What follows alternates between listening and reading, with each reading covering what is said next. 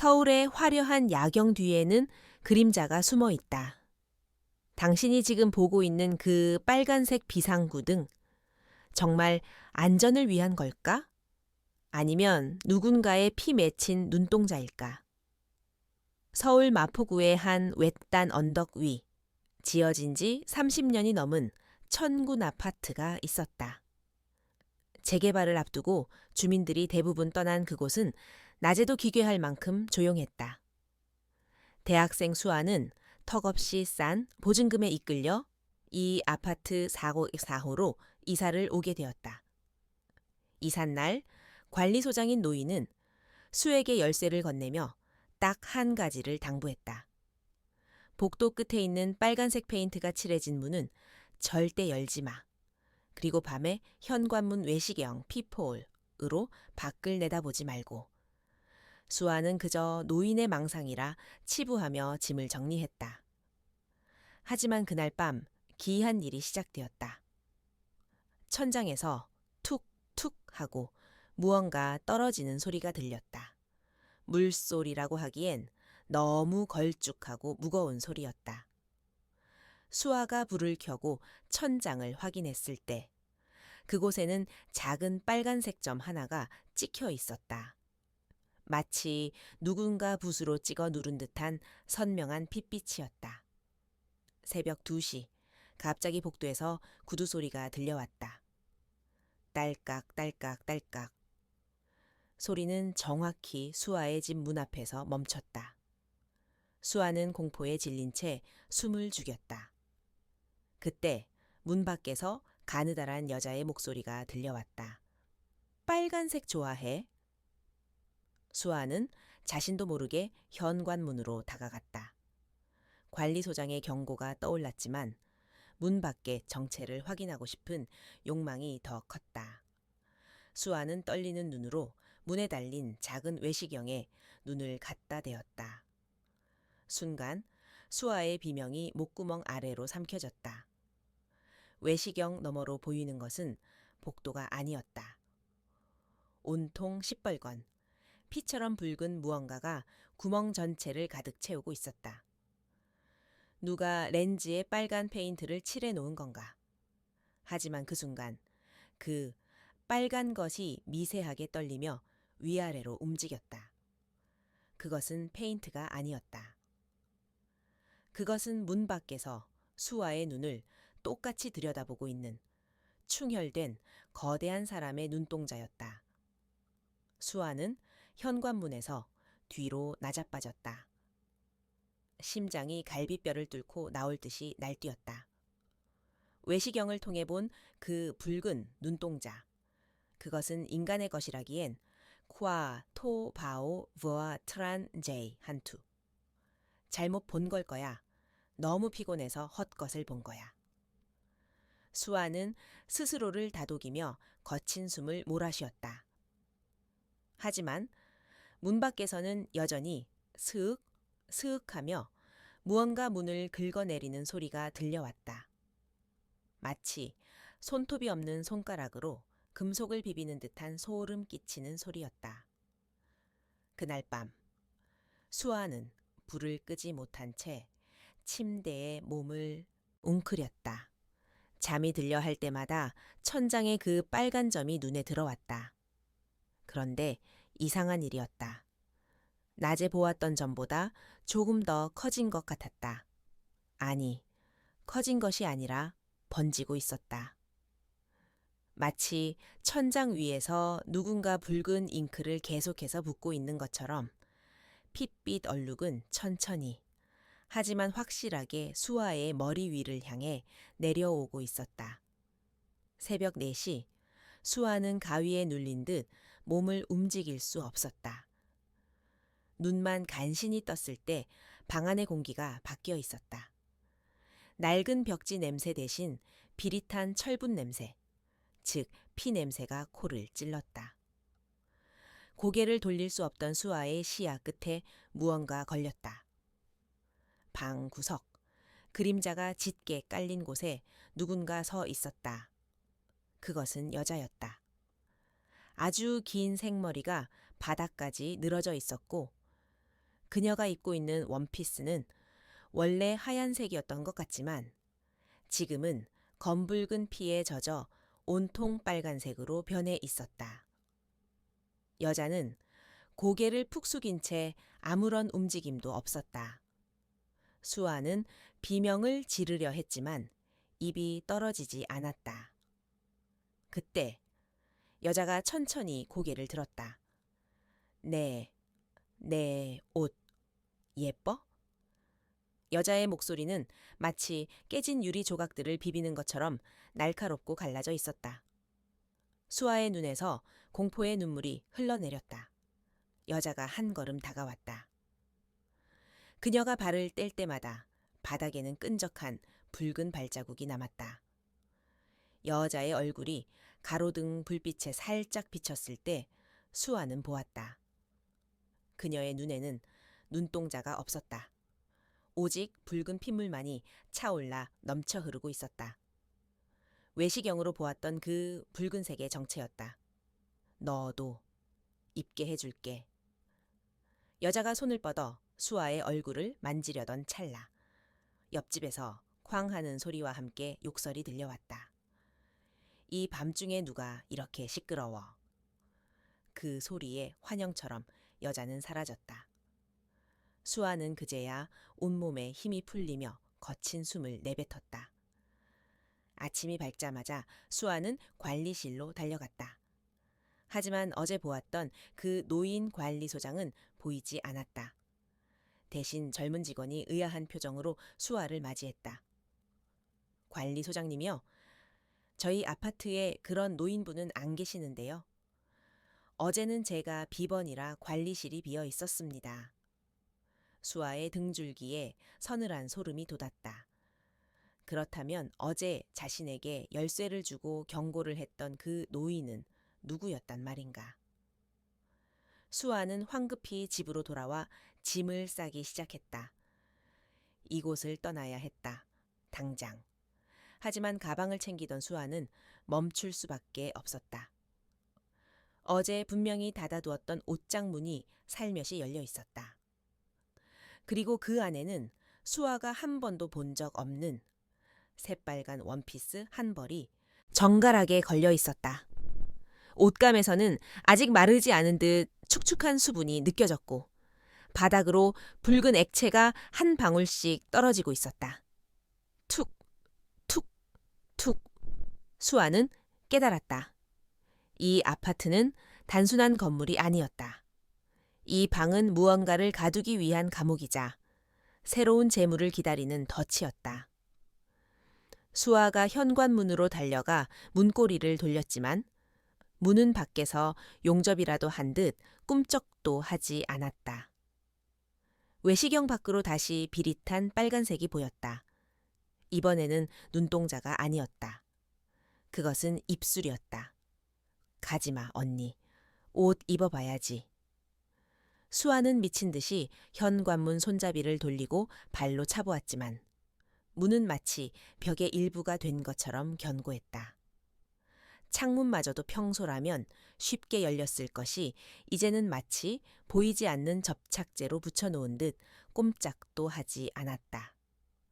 밖은 분명 대낮이어야 했지만 창밖의 풍경은 기묘하게 왜곡되어 붉은 안개가 자욱한 서울의 모습뿐이었다.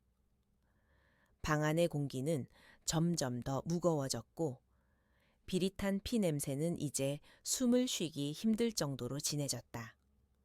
수아는 도망칠 곳을 찾다 침대 밑으로 기어 들어갔다.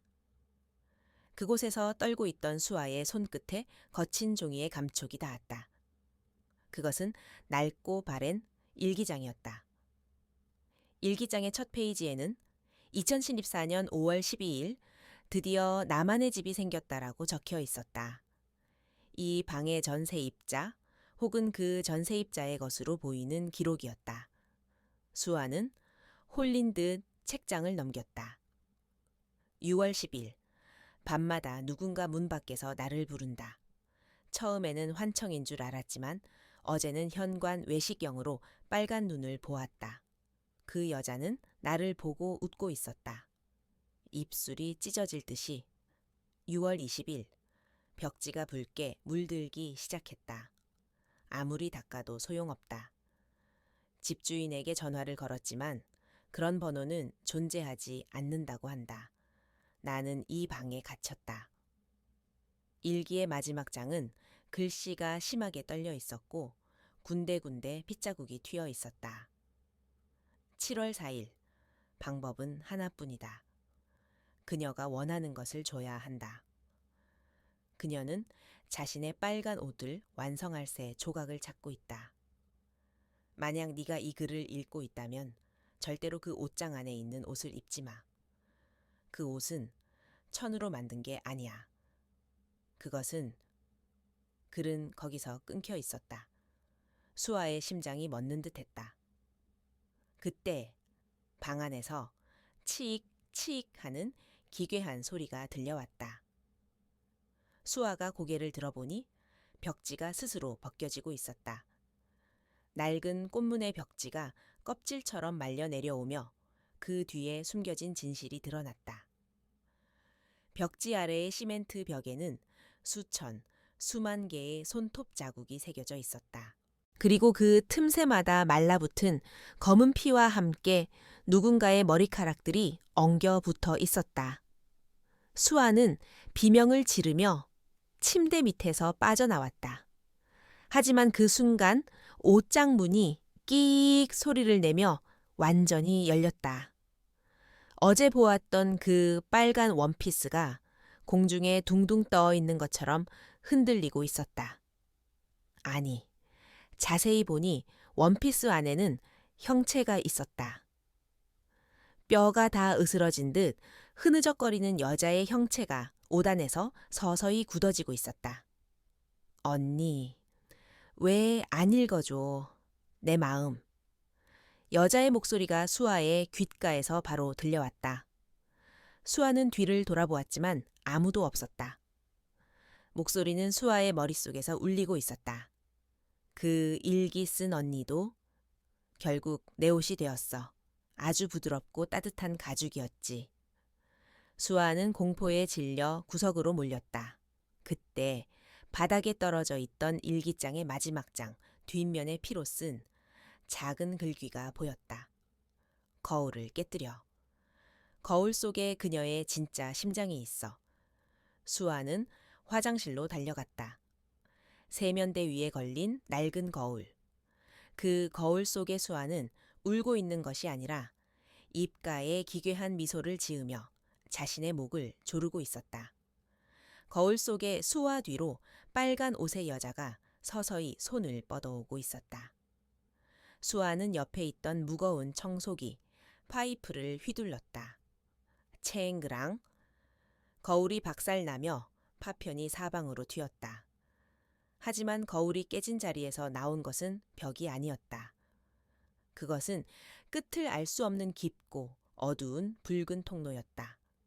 그리고 그 통로 끝에서 수십 명의 빨간 옷을 입은 여자들이 일제히 수아를 향해 고개를 돌렸다. 거울이 깨진 틈새로 뿜어져 나온 것은 서늘한 냉기가 아니라 사람의 천보다 약간 높은 눅눅하고 뜨거운 공기였다. 수아는 무엇인가에 홀린 듯 그 어둠 속으로 빨려 들어갔다. 정신을 차렸을 때 그녀는 더 이상 자신의 자취방에 있지 않았다. 그곳은 끝없이 이어진 복도였다. 하지만 천장도 바닥도 벽도 모두 사람의 근육 조직처럼 꿈틀거리는 붉은 살덩이로 덮여 있었다. 발을 내디딜 때마다 쩌적 쩌적 하며 무언가 갈라지는 소리가 들렸고 발등 위로 끈적한 액체가 차올랐다. 수아는 공포에 질려 뒤를 돌아보았지만 자신이 들어온 거울의 통로는 이미 굳어버린 흉터처럼 닫혀 있었다. 여기서 나가야 해. 제발. 수아는 앞을 향해 달리기 시작했다. 하지만 달리면 달릴수록 복도는 점점 좁아졌고 벽면의 살덩이 사이사이로 사람의 얼굴들이 튀어나오기 시작했다. 그들은 눈을 감은 채 고통스러운 표정으로 박제되어 있었다. 자세히 보니 그들이 입고 있는 것은 옷이 아니었다. 그들의 피부 자체가 붉게 타버려 옷처럼 몸을 감싸고 있는 것이었다. 그때 복도벽 한쪽에서 익숙한 얼굴이 보였다. 어제 수에게 열쇠를 건네주었던 그 노인이었다. 하지만 노인의 몸은 이미 벽 속에 절반쯤 파묻혀 있었다. 노인의 감겨있던 눈이 번쩍 떠졌다. 도망쳐. 이 아파트는 살을 원해. 노인의 갈라진 목소리가 복도에 울려 퍼졌다. 노인의 설명에 따르면 1990년대 초 이 아파트를 건설할 당시 시공사는 계속되는 붕괴 사고를 막기 위해 기괴한 주술을 부렸다고 한다. 가장 음기가 강한 4고4호의 집안 아래에 살아있는 사람들을 가두고 콘크리트를 부어 인주, 린주, 건물을 지탱하는 인간 기둥로 바쳤다는 것이다. 그때 가장 먼저 바쳐진 여자가 바로 빨간 옷의 여자야. 그녀는 죽지 않았어. 이 건물의 혈관이 되어 우리 모두를 빨아들이고 있지. 노인의 말이 끝나기도 전에 벽에서 수많은 붉은 손들이 뻗어나와 노인의 입을 막아버렸다. 노인은 다시 벽 속으로 서서히 침잠해 들어갔다. 수아는 비명을 지르며 다시 달렸다. 복도 끝에 희미한 빛이 보이는 듯했다. 하지만 그곳에 다다랐을 때 수아는 절망했다. 그곳은 복도의 끝이 아니라 거대한 지하 공동 콩동이었다. 수천 개의 붉은 실이 천장에서 내려와 무언가를 매달고 있었다. 그것은 거대한 심장이었다.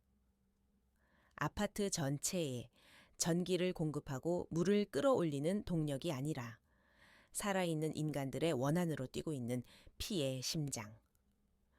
그리고 그 심장 바로 앞에 어제 보았던 그 빨간 옷의 여자가 등을 돌린 채 서 있었다. 그녀는 아주 긴 바늘로 무언가를 꿰매고 있었다. 가까이 다가가 보니 그녀가 꿰매고 있는 것은 다름 아닌 수아의 그림자였다. 드디어 왔네. 내 마지막 조각. 여자가 천천히 고개를 돌렸다. 그녀의 얼굴은 이제 수아의 얼굴과 기괴할 정도로 닮아 있었다. 아니, 그녀는 수아의 이목구비를 하나씩 훔쳐 자신의 빈 얼굴을 채워 넣고 있었다. 이 옷이 완성되면 나는 밖으로 나갈 수 있어. 너의 이름으로, 너의 몸으로. 수아는 자신의 피부가 따끔거리는 것을 느꼈다. 팔을 내려다보니 소매 끝에서부터 서서히 붉은 실이 돋아나 살결을 파고들며 바느질을 시작하고 있었다. 수아의 생살이 붉은 원피스로 변해가고 있었다. 우리는 이제 이야기의 반환점인 제5부로 들어섭니다. 수아의 육체가 서서히 빨간 옷으로 변해가는 절체절명의 순간, 그녀는 이 지옥 같은 아파트의 시스템에 균열을 낼 방법을 찾아냅니다. 제5부 실의 매듭과 뒤바뀐 기억, 피이한 오올러 누트 다추와 소이치와 키 우즈 자오론. 발등을 파고드는 붉은 실의 감촉은 뜨거운 인두로 살을 지지는 것 같았다. 수아는 비명을 지르며 바닥을 굴렀지만 실은 멈추지 않고 그녀의 어깨와 목을 향해 기어 올라왔다. 살점이 꿰매어지는 소리가 둑 두두둑 하며 귓가에서 잔인하게 울렸다. 아파? 조금만 참아. 네가 내가 되고 내가 네가 되면 고통은 끝날 거야. 빨간 옷의 여자가 기괴하게 꺾인 관절을 움직이며 다가왔다. 그녀의 얼굴은 이제 수아의 눈매와 코를 거의 완벽하게 복제해내고 있었다. 여자가 손을 뻗어 수아의 뺨을 만지자 수아의 기억들이 머릿속에서 강제로 뽑혀나가는 기분이 들었다. 어린 시절의 생일 파티, 고등학교 졸업식, 처음 서울로 상경하던 날의 설렘. 그 소중한 장면들이 붉은 실에 감겨 여자에게로 흘러 들어갔다. 수아의 눈동자가 점점 초점을 잃고 붉게 물들기 시작했다. 그때였다. 여자의 손이 수아의 가슴팍에 닿았을 때 수아의 주머니 속에 있던 낡은 열쇠, 꾸러미가 강렬한 진동과 함께 차가운 빛을 냈다. 그것은 관리소장 노인이 건네주었던 4045의 열쇠였다. 복도 끝의 빨간 문은 절대 열지 마. 노인의 경고가 머릿속을 스쳤다. 수아는 본능적으로 깨달았다. 그 경고는 금기가 아니라 이 공간을 탈출할 유일한 반어적 힌트였다는 것을. 금기를 깨뜨리는 자만이 이 폐쇄된 루프를 벗어날 수 있었다. 수아는 마지막 남은 힘을 쥐어짜 여자의 가슴을 밀쳐내고 바닥에 떨어진 열쇠를 움켜쥐었다. 그리고 자신의 팔을 꿰매고 있던 붉은 실을 열쇠의 날카로운 끝으로 끊어내기 시작했다.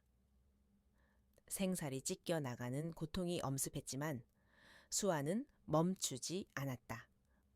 안 돼. 내 옷을 망치지 마. 여자가 비명을 지르며 달려들었다. 그녀의 입이 비정상적으로 크게 벌어지며 검은 액체가 쏟아져 나왔다. 수아는 뒤를 돌아 지하 공동의 거대한 심장을 향해 달렸다.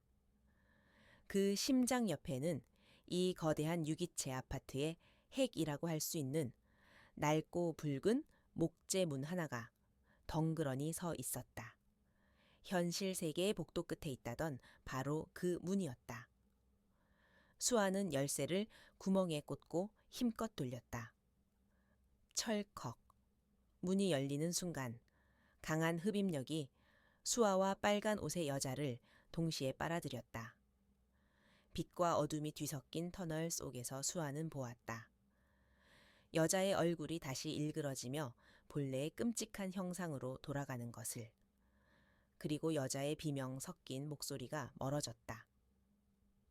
정신을 차렸을 때 수아는 차가운 시멘트 바닥에 쓰러져 있었다. 4045 거실이었다.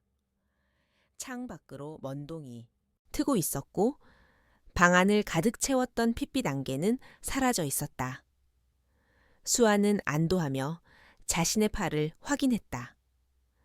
하지만 그곳엔 상처 대신 기괴한 문양이 남겨져 있었다.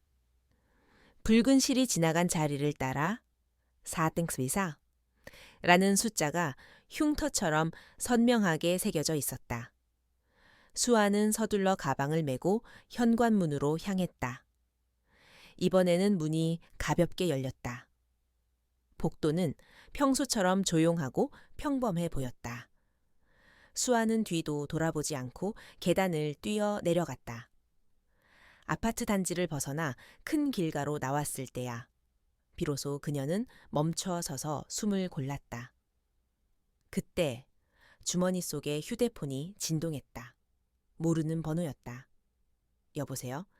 수아야, 나야, 엄마. 수아는 안도의 한숨을 내쉬며 대답했다. 엄마, 나 너무 무서운 꿈을 꿨어. 그래? 그런데 수아야, 너 지금 어디니? 왜 네 방에 빨간 옷을 입은 모르는 여자가 앉아서 전화를 받고 있는 거니? 수아의 심장이 그대로 얼어붙었다. 자신의 손을 내려다보았다. 손목에 새겨진 사각시 흉터에서 다시 붉은 피가 배어 나오기 시작했다. 그리고 길가 쇼윈도에 비친 자신의 모습이 서서히 변해가고 있었다. 긴 생머리, 그리고 어느새 입고 있는 새빨간 원피스. 진짜 수아는 아직 그 방에 갇혀 있고 밖으로 나온 이거든 누구인가. 엄마의 목소리가 들리는 휴대폰을 쥔 손이 덜덜 떨렸다. 쇼윈도에 비친 자신의 모습은 분명 수아였지만 동시에 수아가 아니었다. 눈동자 가장자리에 아주 얇고 붉은 테두리가 생겨 있었고 피부는 마치 정교하게 만들어진 밀랍 인형처럼 지나치게 매끄러웠다. 엄마, 무슨 소리야? 나 지금 길가에 나와 있어? 방에 누가 있다고? 아니, 방금 전까지 분명히 누가 앉아 있었는데 지금은 없네. 내가 잘못 봤나 봐. 그런데 수아야, 목소리가 왜 그러니? 꼭 목이 쉬인 사람처럼. 수아의 탈을 쓴 존재는 서둘러 전화를 끊었다. 그녀는 자신이 진짜 수아라고 믿고 싶었다. 그 지옥 같은 사법급의 좌우에서 탈출해 빛이 있는 세상으로 나왔으니까. 하지만 그녀가 걷는 발걸음마다 미세하게 붉은 진물이 배어나왔고 스치는 사람들마다 코를 찌푸리며 불쾌한 표정을 지었다. 그들에게서는 사람의 냄새가 아닌 썩은 고기 냄새가 풍겼기 때문이다. 한편 진짜 수아의 영혼은 사복고스 4호의 거울 파편 속에 갇혀 있었다. 그녀는 형체도 없이 흩어져 있었지만 자신의 몸을 차지한 그거지 밖에서 돌아다니는 것을 느낄 수 있었다. 거울 파편 속에서 수아는 절규했다. 하지만 그녀의 목소리는 오직 유리 조각들이 부딪히는 쇳소리로만 울려 퍼질 뿐이었다. 내 몸을 돌려줘. 내 인생을 돌려줘. 그때 거실 바닥에 흩어진 거울 파편들이 하나로 모이기 시작했다. 수아의 원한이 응집되자 깨진 유리 조각들이 날카로운 칼날처럼 변해 다시 형상을 갖추기 시작했다. 그것은 살점이 없는 오직 유리와 빛으로 이루어진 투명한 수아였다. 현실 세계의 가짜 수아는 자신의 학교 강의실에 앉아 있었다. 하지만 강의 내용은 귀에 들어오지 않았다. 칠판의 글씨들이 모두 붉은 실로 꼬여 보였고 옆에 앉은 친구의 목동맥이 요동치는 것이 너무나 선명하게 보였다. 배고파. 갈증이 나. 인간의 음식이 아닌 신선한 생명력을 원하는 욕구가 가짜 수아의 내면에서 끌어올랐다. 그녀의 손톱이 서서히 길어지며 붉은 빛을 띠기 시작했다. 그때 강의실 창문에 금이 가기 시작했다. 쩍, 쩍, 쩍. 아무런 충격도 없었는데 대형 통유리창에 거미줄 같은 균열이 생기더니 그 틈새로 차가운 목소리가 새어 나왔다. 너는 내가 아니야. 너는 그저 죽은 고기 위에 덧씌워진 껍데기일 뿐이야. 가짜 수아는 소스라치게 놀라며 창가를 보았다. 유리창에 비친 자신의 모습 뒤로 온몸이 유리파편으로 뒤덮인 기괴한 형체가 서 있었다. 진짜 수아의 영혼이 거울의 힘을 빌려 현실의 경계를 뚫고 추격해 온 것이다. 강의실 안의 학생들은 비명을 지르며 도망치기 시작했다. 사람들의 눈에는 보이지 않는 무언가가 창문을 깨부수고 가짜 수아를 공격하는 것처럼 보였기 때문이다. 가짜 수아는 자신의 정체를 들키지 않으려 애쓰며 화장실로 도망쳤다. 화장실 칸막이 안으로 숨어든 가짜 수아가 거울을 보자 거울 속에서 수만 개의 유리 조각이 튀어나와 그녀의 얼굴을 핥히었다. 돌아가. 그 어두운 구멍 속으로 돌아가라고 가짜 수아가 소리쳤다. 하지만 진짜 수아의 영혼은 단호했다. 그녀는 가짜 수아의 발목을 유리 파편으로 낚아채며 속삭였다. 우리는 연결되어 있어. 네가 내 피부를 가져갔다면 나는 너의 고통을 가져가겠어. 그 순간 가짜 수아의 몸에서 붉은 실들이 터져 나오며 다시금 원피스의 형태로 꼬이기 시작했다. 사람들의 비명소리가 복도 가득 울려 퍼지는 가운데 화장실 바닥은 순식간에 피바다로 변했다. 하지만 승부는 쉽게 나지 않았다. 가짜 수아는 454호의 강력한 저주를 품고 있었고 진짜 수아는 오직 분노만으로 버티고 있었다. 두 존재가 엉켜 싸우는 동안 학교 건물 전체의 유리창들이 일제히 붉게 물들기 시작했다. 이제 공포는 아파트를 넘어 도시 전체로 번져나가려 하고 있었다. 학교 화장실의 거울이 산산조각 나며 진짜 수아의 영혼과 가짜 수아가 뒤엉켜 싸우던 그 순간 공간이 뒤틀리며 두 존재는 다시 494호 거실로 강제 소환되었다. 마치 아파트 자체가 먹잇감들이 밖에서 소란을 피우는 것을 허용하지 않겠다는 듯이. 바닥에 쓰러진 수아 앞에 한 남자가 서 있었다. 그는 바로 수에게 이 집을 소개해준 부동산 중개인이자 죽은 줄 알았던 관리소장 노인의 젊은 시절 모습과 닮은 남자였다. 결국 다시 돌아왔구나. 옷이 아주 잘 어울려 수아야.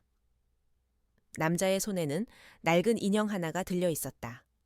그 인형은 수아의 머리카락과 손톱으로 채워져 있었고 온통 붉은 실로 묶여 있었다. 이 모든 것은 우연이 아니었다. 남자는 대를 이어 이 아파트의 심장을 유지하기 위해 10년마다 재물을 바쳐온 주술사의 후예였다. 이 아파트는 살아있어. 사람의 생기와 정체성을 먹어야만 무너지지 않지. 네가 가짜와 싸우며 흘린 그 증오의 피가 오늘 이 건물을 10년 더 버티게 해줄 거야. 가짜 수아는 남자의 발치에 엎드려 꼬리를 흔드는 짐승처럼 굴었다. 진짜 수아의 영혼은 유리 파편 속에서 울부짖었지만 남자는 가차없이 주술 인형의 마지막 붉은 바늘을 꽂았다. 이제 하나가 되렴. 순간 강력한 소용돌이가 방 안을 휩쓸었다.